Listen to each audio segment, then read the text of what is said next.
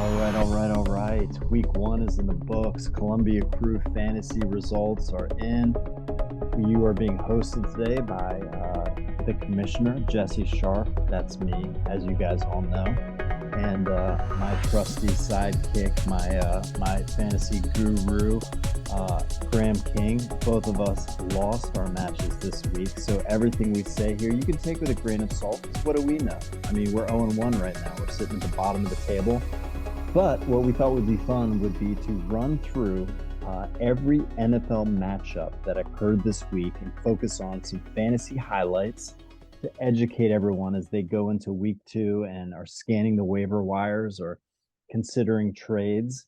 So we're going to go through the matchups and see what stood out to us. Graham, how you doing, man?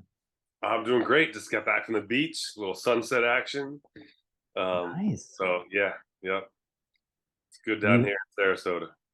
You have that perk, man. I don't have the beach right next door. I can't enjoy that. I'm kind of stuck in the central part of Maryland. But, I mean, I can go to the beach if I want to. I can go to the mountains. We can get out and have some fun occasionally. But it was a long day for me, man. A long day of work, a long day of family stuff. But I did spend some time going over my matchups, and I'm ready to jump into it, man, if you are. Yeah, let's rock and roll. Okay. And you see, so for those who are watching, Jesse is being the lawyer that he is, set an agenda with bullet points. I had to sign an agreement to make sure that I was in with that. So yeah, my lawyer talked to his lawyer because Jesse, of course, has his own lawyer, and we worked this out for all of you guys. So look out. Here we go. All right. So let's talk about the matchups and what we saw from week one. Just as an overview, it was I thought a really kind of down week for fantasy scores. I think that was reflected in Columbia Crew's scoring. I mean, a lot of us were under 200 this week. And so there weren't, there was an occasional huge blow up play by the occasional player, Justin Jefferson, Tyreek Hill, and a couple others. But for the most part, it was a pretty down week. It was a weird week. But the game that I'm going to start with, Graham, if I can get the pleasure of going first, I'm going to be a homer, and I'm going to just highlight the Cardinal Commander matchup that occurred on September 10th.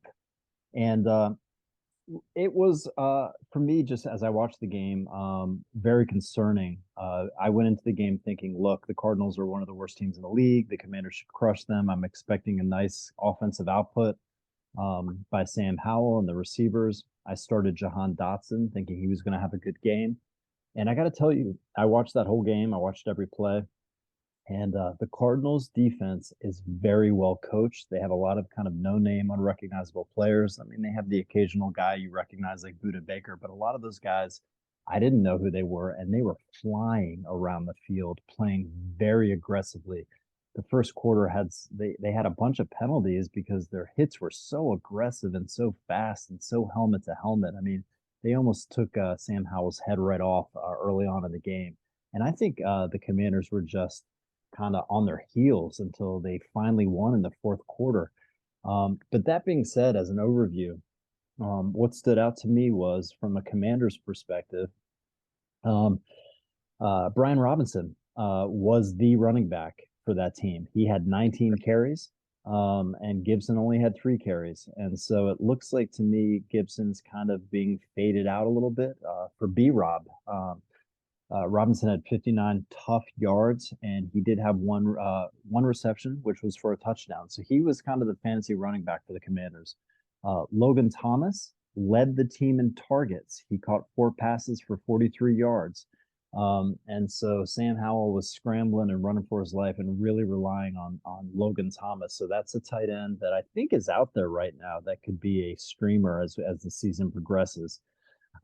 Terry McLaurin, disappointing day. And this is going to be a recurring theme throughout our talk tonight, I think. McLaurin only had 2 catches. He only had 5 targets.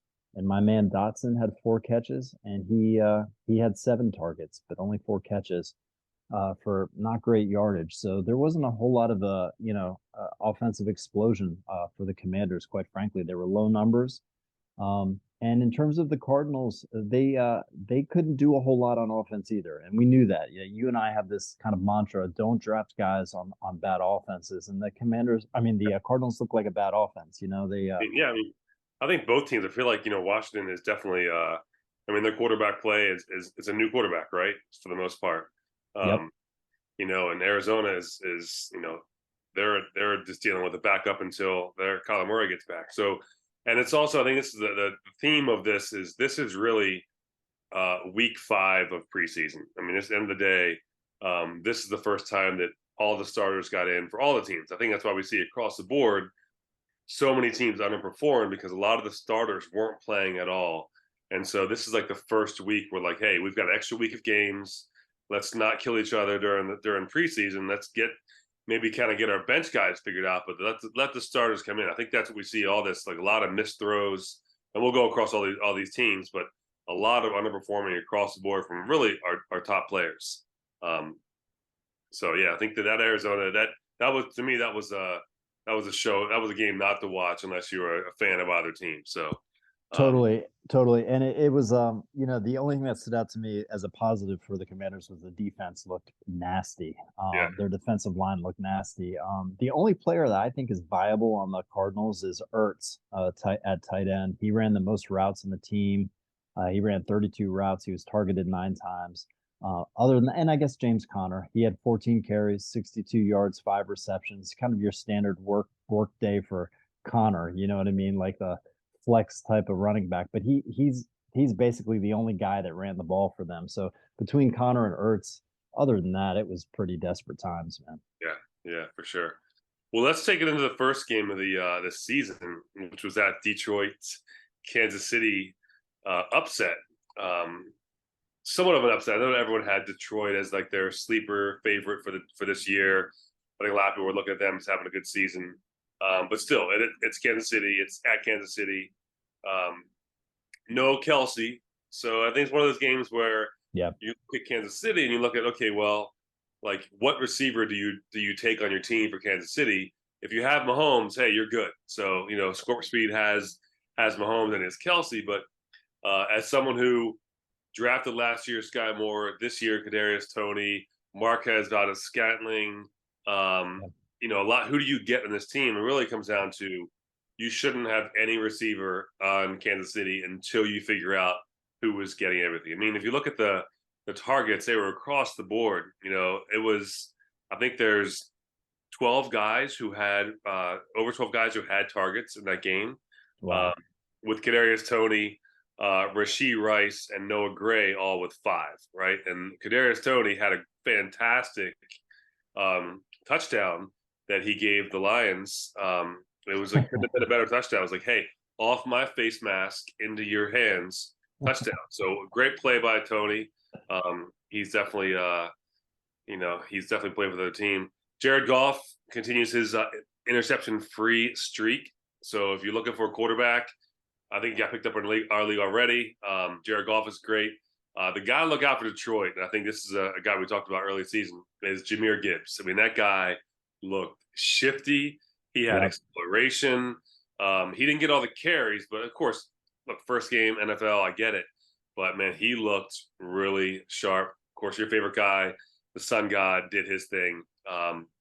6 catches, 9 targets, 71 yards, a touchdown. So we see a lot of good things out of Detroit. I feel like they were playing well. And I think the best part about it is that their coach is playing to win. And it's one thing in the NFL I love to see is playing to win and Yeah. not playing scared. I mean, you look at the career of any NFL coach, it is short for a lot of these guys. So Yeah. be aggressive, play to win. Yeah. And it sets a tone. I mean, now they have a tone of like, you know what? It's going to be 4th and 1. They're going to punt from the 25. And now everyone's focused on something else. So I think that's a really good way to start your season, is being a little aggressive. And look, 0-1, if you lose a game, 0-1, you have 16 more weeks to figure it out. So Yeah.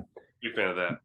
Yeah, we don't want to take too much stock in week 1 because, like you said, it's the 5th preseason game. I will say that Marvin Jones Jr. looked old to me and not very effective. After the Sun God, they don't have a a lot going on there. I think they're really hopeful that Jameson Williams comes and does something when he gets off suspension. I will say the last thing I'll say about this, I know this is kind of your game to cover, but I thought Sam Laporta, the rookie tight end, showed some promise. We've got to keep our eye on him. Yeah. All right, what you got next? All right. So the next game that I will be talking about are the Bucks Vikings. I watched the highlights of this match, and Baker's so funny. Baker Mayfield. He's always been a streaky quarterback. He started off kind of slow, and suddenly came alive and got into his streaky mode at the end of the first half and carried that through the game. And so, if Baker's hot and he's feeling himself, he can throw some nice darts. If he's off, he's a mess. But he got on in the second half. Bucks ended up winning, a close one. In terms of the players that played, this was I was kind of interested in looking at Rachaad White. It was his first game for Tampa as a feature back. He had 17 carries, not real efficient, 39 total yards. He had 2 catches for 10 yards. And it wasn't all his fault, but he's never been real efficient. The Bucks had, I looked at this stat, they had 4 total yards before contact on 32 running plays. So they weren't creating a lot of space for these running backs, but Rachaad White didn't look that great. He wasn't that efficient last year, and they do have a rookie backing him up named Sean Taylor, that carried some. Keep your eye on Sean Taylor, because if Rachaad White doesn't start panning out, they're going to start giving it to Sean Taylor more and more. Trey Palmer, a 6th-round rookie. He was acting as a third receiver behind Godwin and Evans. And he caught 2 or 3 targets and 1 for a touchdown. So he's an interesting name to kind of just keep an eye on as that progresses. Godwin and Evans get a little nicked up from time to time. Trey Palmer does play on the outside, and he played pretty well. In terms of the Vikings, I thought it was interesting. What's going to happen with Madison, right? Madison's a feature back now. He ran it 11 times, not real efficient. 34 yards, 3 passes for 10 yards. The game script didn't really help Madison. They were passing a lot, trying to stay in the game. And I was interested in seeing Jordan Addison, the rookie receiver for the Vikings, because I have him on my bench. He caught 4 passes, 61 yards, and a touchdown. Pretty good. What was concerning to me was he only played when they had in their 3 wide receiver sets. He never played in their 11 personnel. He never played on the outside. He only played in the slot. And that's concerning to me. I want him out there when it's a 2 wide receiver set to show that he can do more than just, be in there in the slot. But he played well when they played him. Osborne, the guy that you like, you mentioned him earlier this preseason. He ran all of the old Thielen routes on the outside. Jordan Addison didn't run any of those. So Osborne played well. And TJ Hawkinson, he did see 8 targets. He had a bunch of catches. He looked pretty decent. Yeah. Just jump real fast back to Tampa. Yeah. I think that Mayfield's arm looked live. He had a deep pass broken up by the rookie D-back for Minnesota, but he had one over the middle. He just sailed over a guy's head. His arm looked really good. And Baker he's a good quarterback. He took the Cleveland Browns to the playoffs with a bum shoulder. So I feel like this guy, with the right system, the right team, they got a really nice defense in Tampa. I think they're going to put him in a lot of good position to win games. Yeah. And then on the Vikings side, I mean, Kirk is going to be a fantasy all-ceiling, low-floor. He will not run for a yard. He's going to throw the ball 35 to 50 times this year, every game. That might be 200 yards. It might be 500 yards. So if you I have him on my team, but Kirk is one of those guys. He's going to win a few games, but he might lose a few games for you this year, just based on how they play as a team. So we'll see how that works out. Yeah, I mean, the Vikings have a horrible defense. And so as a team, I don't think they're going to make the playoffs this year. But as a fantasy option, Kirk is constantly putting up fantasy points, man. He had a great fantasy day, but for real life NFL, it's not always good. He can't win in the moments, but for fantasy points, Kirk's fine. Yeah. Well, let's go to my team, the Baltimore Ravens. Yeah. They and I'll just say this about the AFC North in general. I want to beat this, but AFC North, $750 million spent on quarterbacks. They might want to get a refund if week one is any indication of what we're going to see. But look, Lamar, new offense, new targets at receiver. Sure. Zay Flowers, who everyone was like, this guy is twitchy. He showed a lot of that twitchiness, killer spin move, yards after the catch. Odell got 2 catches. Bateman got a couple in there. Of course, the bad news for Baltimore is that J.K. Dobbins is out for probably his career. I mean, let's face it, he's a terrible knee injury before, Achilles injury now. J.K. Dobbins is probably we're not going to see him for a year or two. We might see him in a booth at some point. Rookie quarterbacks, the numbers aren't great for rookie quarterbacks. C.J. Stroud, he threw 44 times, which I thought that's a lot. But I mean, Baltimore's passing defense isn't great. They're out of safety. They're out Marlon Humphrey. I get the idea to throw it, but that's a rookie. It's Baltimore's defense. They have more of a reputation than maybe they deserve. But that's a lot for him to run, especially when you look at the running backs. Damian Pierce got 11 carries. I think I'd rather put the ball in the hands of my veteran running backs before I put it into my rookie quarterback. That's just me. So yeah, we had the game plan was for Baltimore. I think was get ahead and then just like sit back and let the rookie make mistakes. So Baltimore held on there. Lamar, not a great day throwing, 17-22, 169, 1 pick. Kind of a bad pick in my opinion. From the rushing side, Lamar led the team in rushing, 6 carries, 38 yards. I mean, I think that's what you get with Lamar. You're going to have this high floor, questionable ceiling. So if you're riding Lamar, maybe you pick up another quarterback like Kirk Cousins to balance out your team if you can. So take a look at that. And then if you have CJ Stroud on your team, if you're in like a 14-team league and CJ Stroud's quarterback, good luck. So that's all I have to say about that. It's tough for these rookie quarterbacks on teams that aren't very good. I will say it's going to be interesting. I picked up Justice Hill. And it's going to be interesting to see who is it going to be a rotational backfield now in Baltimore? Is someone going to be able to stand out? Is it going to be Gus the Bus? What's going to happen there? What's going on? How did Nico Collins play? You have anything on Nico Collins? I was kind of interested in, and it was disappointing that Pierce didn't have many carries because they should have relied on him more. But anything from Nico? Yeah, Nico, he had 11 targets, six receptions, 80 yards. Okay. No TDs, long of 26.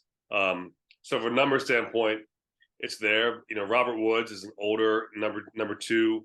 The 2 tanks in the NFL, Tank Dell had 3 catches. So the other tank got a touchdown in the other game we'll talk about. Right. But for the most part, I think Nico Collins, I mean, he's got targets, which is that's good. In fantasy, that's all you care about. Like I want the most targets. Zay Flowers for Baltimore had 10 targets. I mean, that's a lot. That's a lot of. I mean, the next best guy, Odell or Rashad Bateman, both had 3 targets. So Zay Flowers, first game, 10 targets, 9 catches. So yeah, that's always what I look for. Like when I go to the sheets and I'm trying to figure out who to start, I want to know how many targets they had. And like Jalen Waddle for me had an okay game. And we'll get to it, but 5 targets, that I don't like that. I want to see at least 9 targets from my leading receivers, Exactly. All right, next game, what you got? Okay, I got Bears Packers. This one, if you had to ask me like what are you going to predict is going to happen, I never would have guessed that the Packers and Jordan Love would have looked as good as they did. They looked like mid-season form, quite frankly, while the Bears looked like garbage, which was really, I'm sure, a disappointment to Chicago fans. Aaron Jones stood out. He did his Aaron Jones things. Broke off a beautiful pass, took it to the house, like I forget how many yards, maybe 70 yards or something. Yeah. And he ran for 41 yards, and he just looked great. And the Packers offense looked good. They did not have Christian Watson in this game. He's out with an injury, but Romeo Doubs filled in nicely. And he had 2 touchdowns, 4 receptions, 26 yards, 2 touchdowns. So Romeo kind of filled in the gap there. And again, I think Jordan Love looked great. I'm really interested in these rookie tight ends. So I mentioned Laporta for Detroit. Green Bay has one themselves named Luke Musgrave. He ran 23 routes, three more than anyone else on the team. He had a long pass that he stumbled and fell like 15 yards before he could have scored a touchdown. So he almost had a big day. But he had kind of the best rookie tight end showing, I thought, this week. And he's another one of those rookie tight ends to keep an eye on. And then finally for Green Bay, also was watching this rookie, Jaden Reed. And similar to Jordan Addison, he only was on the field in 11 personnel, only ran in the slot. And he had two catches, 48 yards. But yeah, I'm keeping my eye on these rookie receivers because these guys, halfway through the season start kind of catching on and start doing some stuff. Yeah, sure. The final thing I'll say about this game is the Bears were just a mess. The quarterback looked like a mess. They did not use DJ Moore hardly at all, which is really disappointing. I mean, Darnell Mooney. He caught both targets. Yeah, he caught two targets, two catches. Darnell Mooney, I think, had 7 targets. He had a nice touchdown. But other than that, I mean, Justin Fields, man, it's got to be there by now. This is the year where he needs to be going through his progressions and his reads. He couldn't do it. It was disappointing that Khalil Herbert had a chance to kind of be the starter, the bell cow. He looked great on the first drive, but after that, Roschon Johnson starts eating into his carries. Yeah, I mean, Khalil had 1 rush for 12 yards. 8 rushes for 15. I mean, awful. That's like just trip on your shoes and you get a yard. I mean, like, come on. I wonder if this game was played with just like shirts and skins. If Chicago could have won, because like I think Chicago is just Green Bay shows up, and you could have put Brett Favre today at quarterback, and they would have lost. I just think Green Bay just owns Chicago for whatever reason. And I just feel like maybe that's what's going on. But look, hand it to Jordan Love. I mean, through 15 completions, 3 touchdowns. Right, that's that's pretty significant that he can have so few passes and so many touchdowns. Yeah. So Yeah, he was very efficient. All right, what you got next? So next is Jacksonville, Indianapolis. I think this is a game I really looked at was what is Richardson going to do? This guy has all the athletic ability in the world, hasn't played quarterback much against everyone's preseason favorite, Jacksonville. What I looked at this was like, what are the numbers going to look like for Richardson? Is he going to get a chance to throw it all? He did. He threw 37 times. I mean, that's a lot. He also rushed for 10 for 40 and a touchdown. He had 1 pick, which is to be expected. But looking at what Jacksonville did, I mean, Travis Etienne looks back. Thank goodness. I mean, he's twitchy. He's quick. Yeah. I tell you, if you're a betting man, Calvin Ridley is your guy. Sorry, Calvin. He looked great, didn't he? Yeah, he looked great. 101 yards. Goes to show you that, a year off of football for reasons can help you out. You get a little healthy. It's fine. Dave Jones has been he had a touchdown. He had caught 5 of his 7 targets. The tight end, Ingram, caught all 5 of his targets. But I think that, like, Jacksonville just they knew what they were going to get themselves into. Richardson was going to run the ball. Deion Jackson had a costly fumble. He didn't look great. Of course, Jonathan Taylor should be there instead. But I think that Jacksonville just kind of had to do one thing: get out there, win the game. And this is, I have some Jacksonville fans that I know, and they were like, "How good is life when we beat a team by 10 and we're upset?" Before, Jacksonville was like, "Well, hopefully we can not lose by 10." So Jacksonville's mentality has changed a lot. We did see a Gardner Minshew. He came in for two passes. It's always good to see him. Christian Kirk, 1 for 3, 1 reception, 3 targets. I mean, they paid him some money to come there. He left Arizona. We'll see what goes on there. If I'm looking at any of these teams, I had to take a player. I would take Richardson, have him on my bench as my backup. I wouldn't take any of even though Michael Pittman looked good on his run. He had 97 yards, 8 catches. I think that's going to be one of those hit or miss. If you're going to take something from Jacksonville, Travis Etienne, of course, he's probably already gone in your league. Evan Ingram might be available. Zay Jones might be available. If you have Christian Kirk, you might want to bench him this week because you want to see if he's going to get the targets. I mean, Calvin Yeah. Ridley just ate up, 11 targets, 8 receptions. So we'll see if that keeps going one way. It's going to be all Calvin, and that's our league. That's Sarge. That was his keeper. So props to Sarge for keeping him.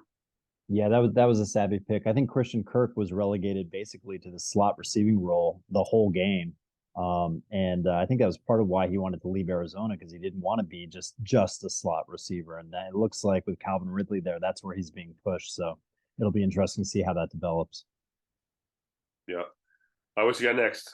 All right, I got the Raiders Broncos game. I'm not really a West Coast football fan, so this wasn't my favorite game to kind of look into, but there was some interesting things. I mean, the Broncos start off the game with an onside kick that almost worked and maybe worked, but it was called recovered before it hit the 10-yard mark. So that's how they started. And I think the Broncos are really, the coach is really trying to say, look, let's start a new era. Let's start with some new kind of exciting stuff.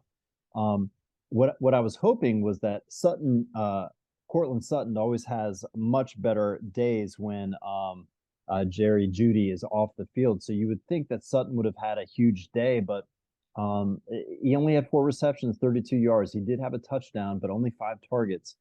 The other interesting thing was Samaje Perine is being used on passing downs. And to me, I mean, Washington drafted this guy like 5 years ago. He's a big bruising back. I don't know where he got this identity of being the pass catching running back. Maybe it happened in Cincinnati last year. Javonte Williams, I thought ran more than he should have coming off the injury. They kind of split downs a lot, and Samaje did get 2 out of the 3 goal line runs. So I think as the season progresses, if Javonte stays healthy at running back, he's probably going to start getting more and more. He could really be a bell cow back if he's healthy. I think he's going to move into that role as the season goes on. In terms of the rookie watch for me, Marvin Mims. I thought he'd have a good opportunity here with Jeudy sideline. He looked great in the preseason, but instead, you got a guy named Brandon Johnson on the outside opposite Cortland for the whole game. And you got a guy with a great name, Will Jordan Humphreys, in the slot the whole game. So Mims didn't really get on the field a whole lot, despite looking great in preseason. Mims only had 2 passes for 9 yards. Kind of a bummer for a tight end for the Broncos. Dulcich goes out with an injury. He only had 2 passes for 22 yards before that injury. And then you got this Troutman guy. I was watching the second half of this game. I was like, who's this Troutman guy at tight end? He was all over the place, but I didn't realize Dulcich had gone out with an injury. And anyway, Raiders end up winning this game, though. I would have picked the Broncos if I was a betting guy. I'm glad I'm not. The Raiders end up winning. It looked like 2 average teams battling it out. Jimmy G got walloped early, came back in. I thought he was going to be crushed and maybe out for the season because he can be a little fragile. He comes back in. Jacoby Myers has a great showing. 10 targets in that game. Devontae only had 9 targets from Jimmy. Or not only, but, less than Jacoby Myers. Jacoby Myers had a great game. I will say Jacoby Myers left with a head injury at the end, so you have to keep an eye on that. Yeah, he didn't look good. And Renfro did his little thing in the slot. I will say the last thing I'll comment on as some advice, Josh Jacobs dominated the snaps for the Raiders. He is their bell cow back, but he averaged 2.5 yards a carry, which was kind of reminiscent of his time on the team prior to last year. That was kind of the way his MO was not real efficient on the ground. He kind of looked like that yesterday. And avoid the Raiders tight ends.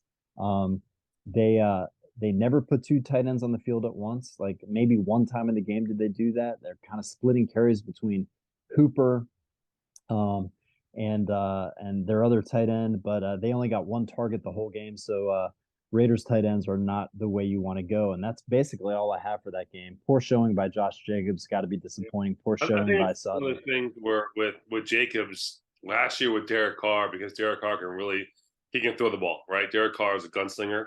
Yeah. Garoppolo is not. So maybe teams are like, you know what, let's stack the box and let's see what Garoppolo can do. Yep. And so maybe we'll see what happens. I have Josh Jacobs on my team. I mean, he's going to get the majority of carries. Garoppolo did get 9 carries out of that, so I don't think those weren't 9 planned carries, I think. Sure. So Jacobs is going to get all the carries, but are they going to be against an 8-man front? So that's something to look at for sure. Yeah, and the season. So I don't forget, Russell Wilson looked better than he did last year, but still not like the Russ from Seattle. Yeah. Yeah, I think that this really is like Sean Payton saying, "Look, we're doing things my way." It's like you had a year where you had your own office and you had your own Yeah, that's coach. true. I He mean, did. can you imagine going to work and be like, "Hey, I got my own boss. I'm cool. Thanks, man. Appreciate it. Like, Yeah, I got this." it's crazy. Yeah. Um, so I'm gonna jump All right, into the next game I have is that New Orleans game. Let me pull that up here. That was New Orleans and Tennessee. High oh scoring yeah, 16-15 New Orleans. This was a team where a game where both teams were like, you know what, try to score. Good luck. yeah, Um, Derrick Henry, 15 carries, 63 yards, no touchdowns. Ryan Tannehill, we're seeing the light fades. 16 completions, 3 to the other team. Not looking good. The aforementioned Derek Carr, um, he had a TD, he had an interception. Jamal Williams for New Orleans, 18 for 45. DeAndre Hopkins had 13 targets, but brought in 7. That's the volume you want to see from DeAndre, but that's not his catch rate. So right. we'll see what happens there. Olave, everyone looking at him having a big year. He had 8 for 112, no touchdown. Rashid Shaheed, this is a Yeah, guy. He's available in any waiver wires. Pick him up. In our league, he's gone.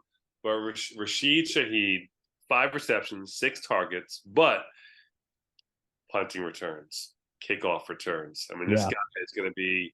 He had 5 kickoff returns, 110 yards there, 2 punt returns, 6 yards. So this is a player that, like, if you're looking for somebody as that flex position, Rashid Shaheed is going to have one of those years where he might catch a few balls, but he's going to get a punt return, kickoff return. You'll win a few games with that. yeah, Um, so I like both these teams. I think you should look at this as you go through this year. Is if someone's playing Tennessee or New Orleans, don't expect a big day, right? So yeah, when it comes, and this is fantasy all about matchups, right? So if you have your number 1 guy going against Tennessee or New Orleans, but your number 2 guy going against, I'm trying to think about like the Raiders, for instance. Maybe you yeah. take that Raiders matchup. So think about it's all about fantasy matchups, right? So think about that with this. Anything you want to add about this? Yeah, I thought it was interesting that Tyjae Spears, the backup running back for Tennessee, had more carries than Derrick Henry. That was a little eye raising. I think he had like one more carry, but still, that's unusual. And I really hope that Treylon Burks can take advantage of DeAndre Hopkins getting 13 looks and do something with that other half of the field that should be more open for him. I don't think he popped very much in this game, but it should be Treylon Burks' year. He did not show it in week 1, and hopefully that'll change. Yeah, we'll see what happens. All right, what you got? What's next on your agenda here? All right, let's see what I got, man. Um, Dolphins Chargers. I watched this game because I've got the Chargers quarterback on my team. I was really hoping for a back and forth shootout. The kind of like 70 point, display in our league because I knew that they were just gonna it was gonna be a high scoring game. But I'll start with the Dolphins. It was a high scoring game effort for the Dolphins. Tyreek is an absolute cheat code, bro. Like right now, he's by far, to me, the most explosive receiver in the league. He had 13 targets. He had over 200 receiving yards in his quest to break this 2,000-yard threshold that he has his eyes on. I mentioned earlier, my guy Waddle only had 5 targets the whole game, had a kind of an average day. He had one beautiful kind of long catch. I also started Raheem Mostert, knowing that Jeff Wilson's on the IR and the rookie A-Chain was inactive. As soon as I heard A-Chain was inactive, I started Raheem Mostert, hoping for something big. But the Dolphins were just passing the whole time. They didn't really use Mostert a whole lot. Um, I'll mention this briefly for the Dolphins. They have a tight end named Durham Smythe, who was a blocker all last year. He's never had more than 2 catches in a game. He had 3 catches this weekend. He was targeted 7 times. So he caught 3 of those 7 targets for 44 yards. It was his best game ever. So I'm throwing him out some love. It's nice to see these blocking guys get a little chance to kind of be on the receiving end. Herbert was average. I think he scored me 45 points, which in our league is a really average day for a quarterback. And that was because while the Dolphins relied on the pass the whole time, San Diego relied on the running game. I started Eckler. He had a great first half. He looked explosive. He put up some good points for me, but then he got nicked up. and then they start running his backup Kelly. Kelly had a great second half. He looked annoyingly to me very dominant. And Gerald Everett at tight end, we thought would be used a lot by the Chargers. I almost called him San Diego, but he was a bust. Kellen Moore's kind of changing the way the Chargers use their tight ends, and Donald Parham, who's like 6'9" or something crazy like that, it was used a lot more than Gerald Everett, especially in the red zone area. And so, San Diego decided to go run heavy, which I think can be a good strategy. It kind of hurt me a little bit in fantasy starting their quarterback. And then their receiver, my guy, of course, Williams. I had a lot of players in this game. Big Mike Williams got hurt in the second quarter. But their other receiver who is kind of aging out a little bit, help me with his name right now. Other receiver. Yeah, Keenan Allen looked young and feisty and explosive. He looked great. And it's early in the season, so he's not nicked up yet, but he looked great for them. So I don't know. Miami ends up winning. Tua has an amazing day, over 400 yards passing, thanks to Tyreek's effort, and they end up beating the Chargers. And I was disappointed the Chargers didn't pass a little bit more effectively. It's funny you have this dynamic where like you have like Kansas City where you have Mahomes, who like he is just the epicenter of that offense, and it goes and all the players on the receivers can have good days or bad days. With Miami, you have Tyreek who makes Tua have a good day. You Right. know, like Tyreek is so good. You get that ball to him on any kind of slant, and it's a 25-yard play. I mean, he is, like you said, Yeah. he's a cheat code. And if I follow as a fitness guy in my world, I follow Tyreek Hill, what he does for his training. Mm.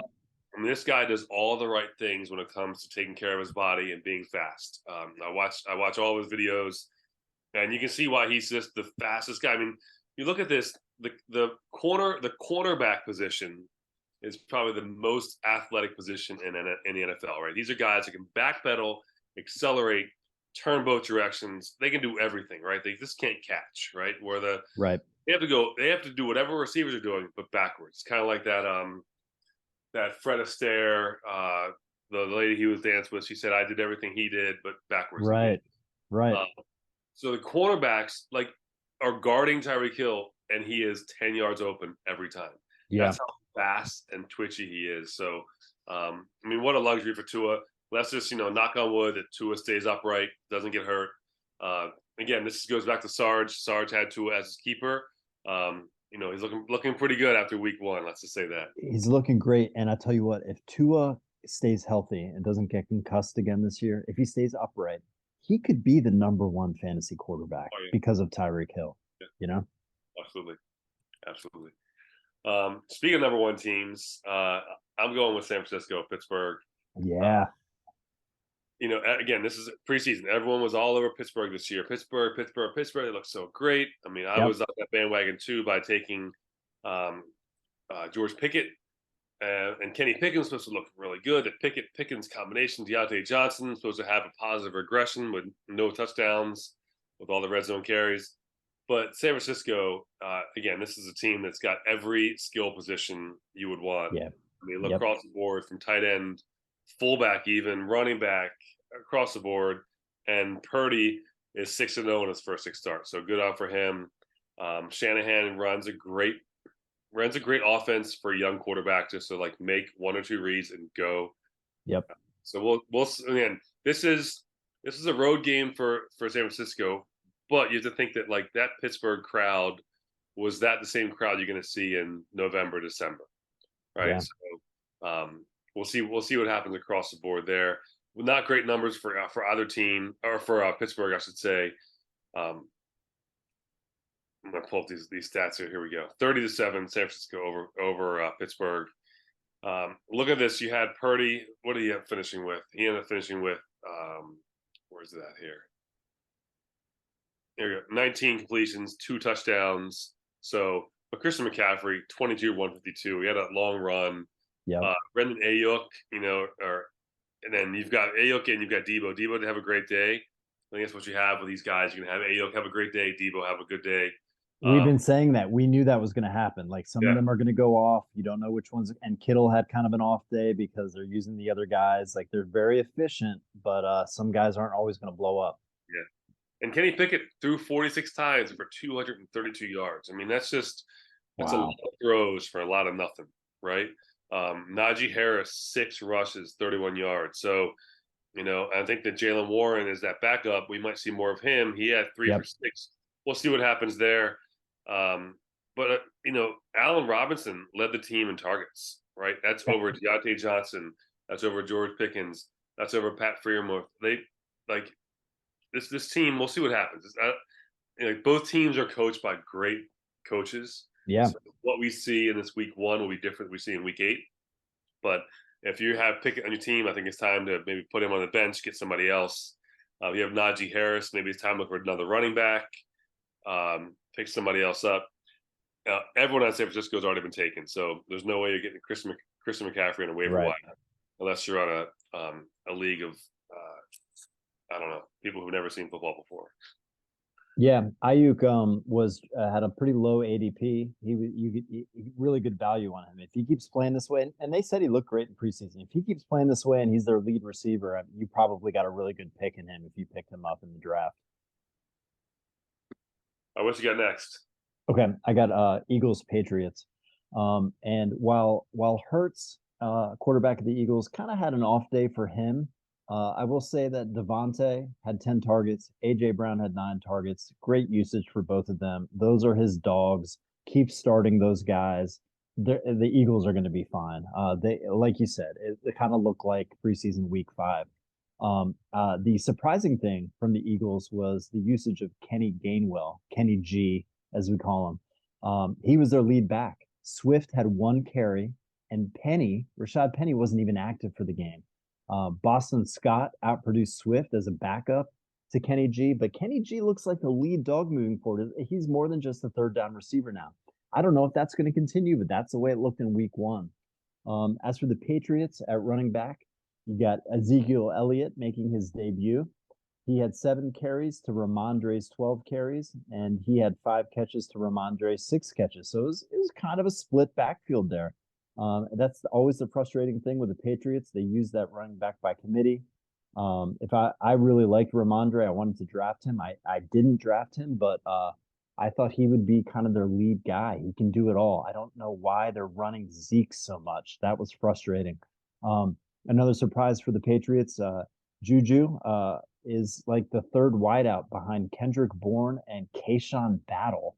And that was without Devontae Parker playing for the Patriots. So I think Juju, if you have him on your team, I think he's cuttable. And one of the highlights for the Patriots, they hung in this game. They were down like 16-0, and then they clawed back in slowly because, they have a genius as a head coach and their defense looked great. But one of the things that stood out for the Patriots offense was Hunter Henry. Hunter Henry, he had one of the best tight end weeks this week, which isn't saying a whole lot because the tight ends weren't great this week, but he had 5 receptions, 52 yards. He ran 42 routes, which is crazy high for a tight end. But New England was throwing a lot, trying to get back in it. Hunter looked pretty good. Other than that, they were just a little bit outclassed. The Eagles are the class of the NFC, and even with Hurts having a little bit of an off day, it was enough to beat the Patriots. Yeah.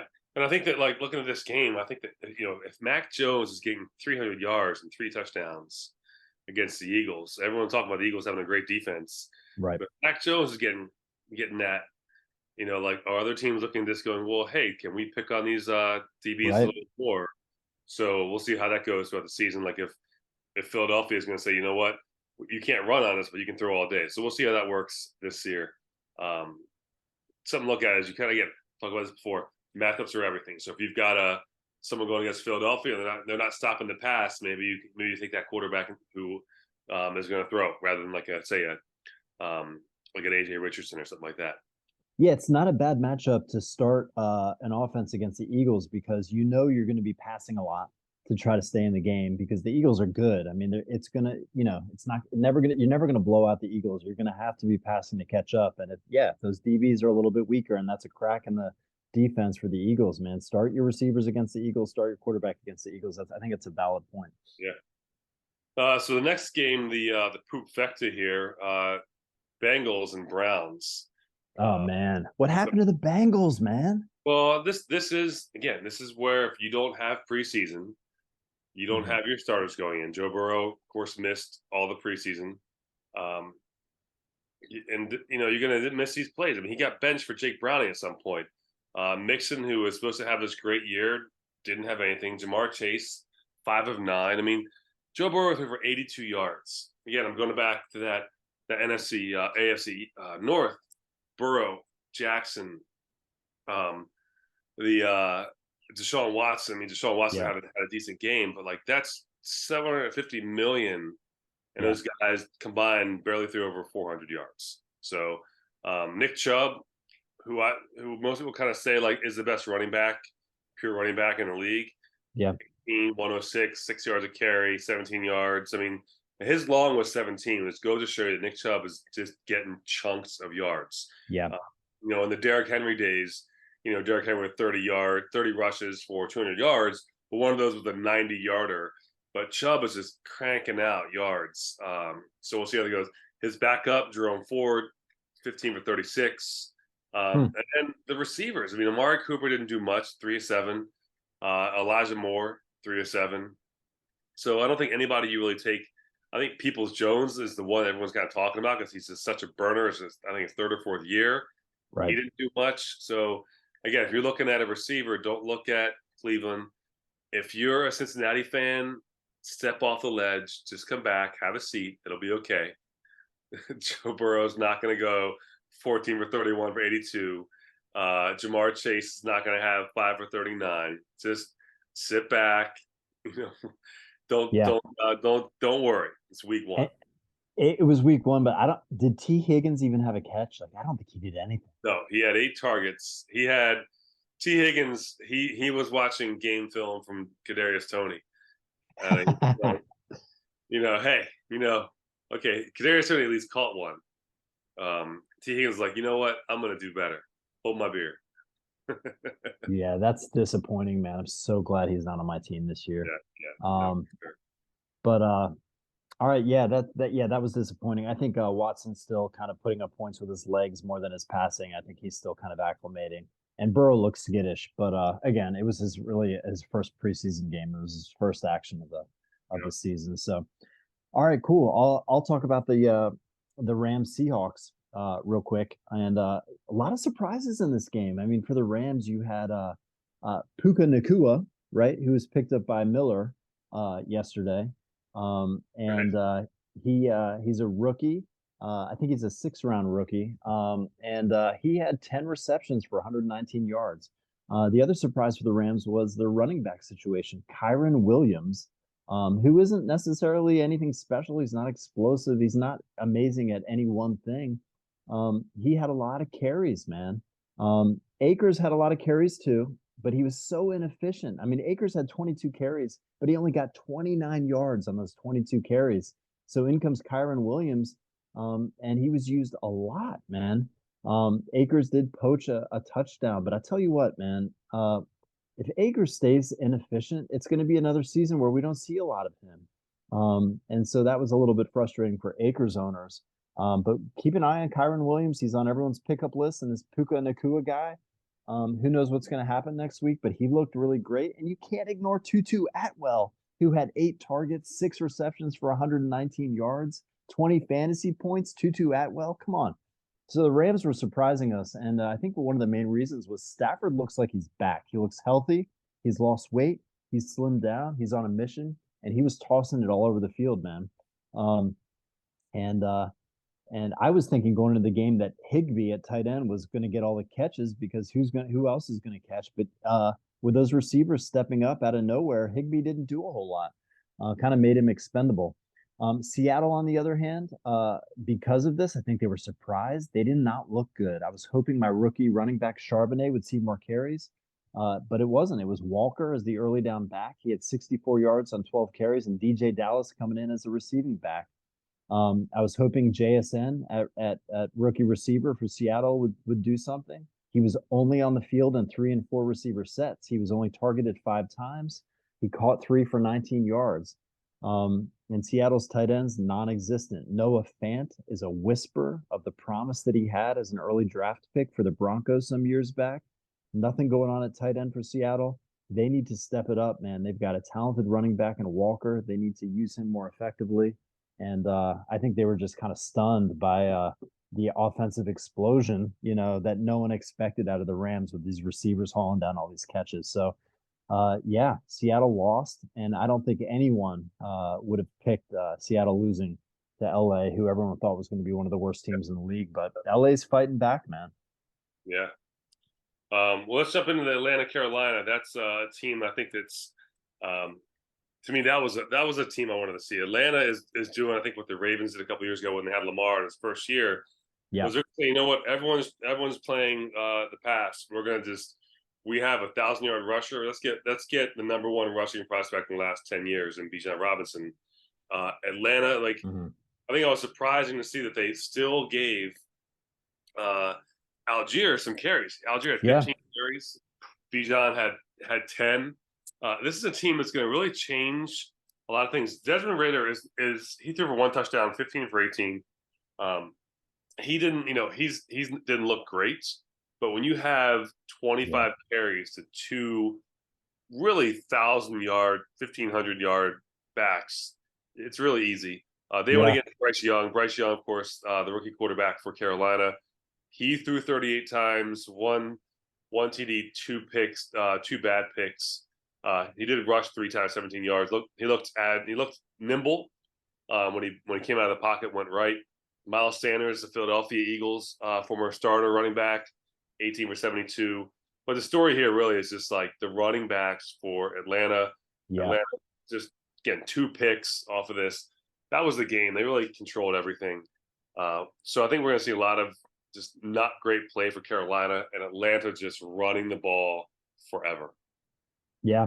And if you have a receiver on Atlanta, you got to be disappointed. Like Kyle Pitts, not a whole lot of action there. And their rookie receiver from last year, Drake London, I don't know if he had a catch. Maybe he had one, but it's like, One target, no catches. oh man, I mean that's just brutal, dude. Because those He those had guys are so talented, Graham. one less catch than the quarterback who threw to himself on like the first play of the game. Um, got batted in the air. Desmond Ridder batted in the air. He caught it, so he had one more catch than Drake London. Um, and so you just wonder, like, if could Atlanta have done better, like to get Jimmy G? Could Atlanta have Yeah. spent some money on Lamar Jackson? I mean, like, you've got a rookie, you got a second-year running back, you've got a rookie running back. They could have, they definitely could have done some stuff differently. Yeah, it's too bad because you would think with the best offensive line in the league and these two running backs that the passing game's eventually going to open up. You know what I mean? But let's hope that happens because it did not look like that. And maybe Ritter can't do it. I don't know, but we'll see. But their running game's good enough to win 8 games, I think. All right, hold on 1 second.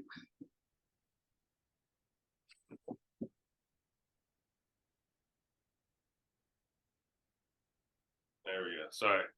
No, you're good. I paid the power bill. Oh, we got 2 games left, right? We got Dallas, New York Giants, and we got Jets and Buffalo. So which one do you want? All right, I'll do Dallas G-men. What to say, man? This was I won't spend a lot of time on this game because the G-men looked awful, and I don't know if it's because Dallas is that dominant or it was just a rough week for New York. But I will say Dallas's defense looked absolutely amazing. Dallas didn't have to do much on offense, quite frankly. I mean, CeeDee Lamb only had 4 targets. Jake Ferguson at tight end for them had 6 targets. Brandon Cooks had 4 targets, but they didn't need to do a whole lot. I mean, they were just winning on defense. They were up. The person that stood out, like one of the best players in the field in this game, was Tony Pollard. He looks like a legit first round fantasy selection. He dominated all the carries. He had 32 of 43 snaps, and he only played the first 3 quarters. I'm always looking at these rookie tight ends. Dallas has a rookie tight end named Luke Schoonmaker. He's coming off injury. He kind of plays the third tight end, but they have some talent there. But they didn't need to use it. The Giants were so bad. Isaiah Hodgins and Darius Slayton played on the outside. Paris Campbell played in the slot. I was hoping to see more of rookie Jalen Hyatt work in the slot for the Giants, but they were just so bad. I couldn't judge anything. They couldn't get anything done on offense, man. I mean, just Um, this this number here, Daniel Jones, 13 carries, 13 carries for 43 yards. Saquon, 12 or 51. I mean, Daniel Jones out carried the lead running back, and Jeez. that's just either um, scrambling for your life or bad coaching. And I don't, and to me, it's one of those things where you've got to start throwing the ball more. You're down 40-0. Just find something. But I don't think that putting your quarterback in harm's way 13 times is the way to do it, especially when you're already down as much Yeah. as. Yeah, it was brutal, man. And the Giants had a great season last year. They made the playoffs. It seems like they had some great coaching last year, and they could bounce back. Again, it's week one. We don't want to overreact to it, but man, that was a brutal start for them. That was as bad as Chicago's start and Seattle's start. It was maybe worse. So I don't mind because I'm a Commanders fan, and I like to see NFC East teams struggling. But you almost had to feel bad for them. Well, speaking of feeling bad, what a great segue. This was not planned. If you're still watching right now, this was not planned. The segue of feeling bad is Aaron Rodgers. I mean, that Mm, guy, four or five plays, tears his yep, Achilles. yep, Uh, I mean, just what if you're a Jets fan, it's like um, this was expected. If you're yeah, new to being a Jets fan, well, welcome to misery. yeah. Uh, you know, Horrible. yeah. I mean, Brees Hall had a great game. They've got talent. Garrett Wilson. If you haven't seen the catch, if you haven't seen Garrett Oh Wilson's my catch, gosh. He's sick. go back, just Google Garrett Wilson catch, and you will see the best catch you have ever seen on that sort of outplay. I mean, just amazing. And I will say this: all credit, as much as Wilson gets credit, Zach Wilson's throw off target made that catch. So you're supposed Yep. to throw the ball to this hand. So when the guy makes it, it's here. He threw to that hand. So yeah, all that. And then Buffalo, all the talent, but can't put away. I mean, Jets defense is that good. Uh, Yep. you know, I would say Buffalo. I don't like their running backs. I think James Cook. They got Latavius Murray, who was the third back for Baltimore after everyone got injured. Damian Harris had one carry for 3 yards. Stephon did what Stephon does, right? He had 10 for 102. He had a touchdown. But I'm glad to see Brees Hall back. He had that real long run. Yep. It's good to see. But Zach Wilson. Hope he was paying attention because he's going to be the quarterback the rest Yeah. of the year. Yeah. Josh Allen and Buffalo better. Like I feel like this is a game they were kind of like looking past. Maybe they were like, "We're Buffalo, we got this. It's the Jets." Um, but this is the NFL, man, and you punt that ball to anybody, and Yeah. that rookie back took it to the house. I'm sure he went to bed around 4 in the morning. Xavier Gibson just what a great Yeah. return. Yeah. Uh, it was Overtime. yeah, overtime win, great game there. But again, Aaron Rodgers. Here's my thing. We talked about this before about like what players met expectations and what players didn't. To me, I expected this. Aaron Rodgers, um, he's not Tom Brady and what he does. He does his little Ionescu tea and all that hyperbaric chamber stuff. Tom Brady trains. Aaron Rodgers, too cool for school. Tom Brady works at it. And Aaron Rodgers, he's 39 years old. When you're that age, Yeah. Things tendons pop. tear, Yeah. right? Yep. So um, I expected it to end this way, and luckily for the Jets, he took that $35 million discount, and that allowed them to spice up their defense and their Yeah. offense. So Yeah. we'll see I what think happens. the ceiling for them probably is 8 games now, which is a shame because some people had them, kind of hoping for a Super Bowl run, which I think they could have done because their defense is that good. And it was fun watching. Like I watched Hard Knocks, and I was kind of excited for them. I was excited to see kind of how they would do as long as Rodgers stayed healthy. And it just ended so quickly. It just seems like they are snake bit, man. But I will say this though. I mean, like the AFC is as weak as it's been even like Kansas City, who look, they won the Super Bowl. They're the favorites. I get it, but their receiving core decimated. Their tight end injured. They have Mahomes, and Mahomes is the best player on the planet. I get it, but Lamar Jackson, Burrows, Tua, if he gets hit, there's a ton of question marks in the AFC, and so could the Jets maybe upset here, upset there? Could they get far? Who knows? It's one game, right? Playoffs is one game. The Sure. NFC, I mean, Dallas looks, top down. They look great. Um, you've got San Francisco top down. They look great. And what's Yep. crazy is that, like, from San Francisco and Dallas, both those quarterbacks, all I have to do is just be pedestrian. Just do a couple things. They have so much Yep. talent across the board. So we'll see how it all plays out. Um, fun. It's there's a lot of overreaction week one. There's a lot of what's going to happen. I will say this: all the fantasy managers watching, I know that we have a crowd of over 1,000 followers who are on this video feed right now. Yeah. Don't drop anybody just yet. Just chill. I know you got to stay patient, man. You got to stay patient. It was a weird week. What I'll end with to highlight how weird it was. In our draft, we all do a lot of research. Some of us have binders. We all pick tight ends, right? So I looked at the tight end scoring after week one. 1, 2, 3, 4, 5, 6, 7, 8, 9, 10. All right. So the top 10 tight ends in fantasy football this week, two of our managers own tight ends that finished in the top 10. The other 8 tight ends that finished in the top 10 are on our waiver wire right now. Hawkinson, owned by Creatine, scored 11 and a half points. He was the third best tight end in the league. And then you got the fifth best tight end with Evan Ingram, who scored 9.9 points. The rest of us own tight ends that we started that are down in the bottom 15 to like 25th. I mean, so if you want to laugh a little bit, go to our tight end scoring kind of after week one and see where all of our picks in the draft finished up. It's almost embarrassing, dude. I mean, guys like Waller and it just Waller didn't play, right? Waller didn't play. Andrews was out. Kelsey was out. yep. Um, yeah, it's just the tight end position is as athletic as it is. Did not have a great um, did not have a great opening week.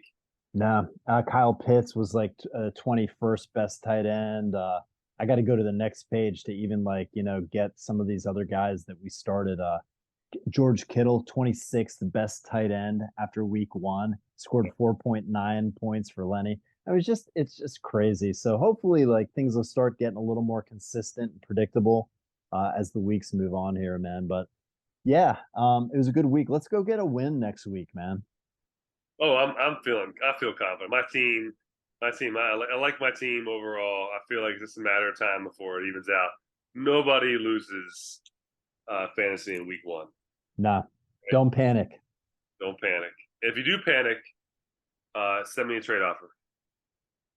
Yeah, yeah. Send me some too. I need some running backs. Yep. All right, guys, that was fun, Graham. I enjoyed it, brother. Good to do this with you, man. All right, Jesse. Bye, guys. See See ya. you in the playoffs. See ya. See ya.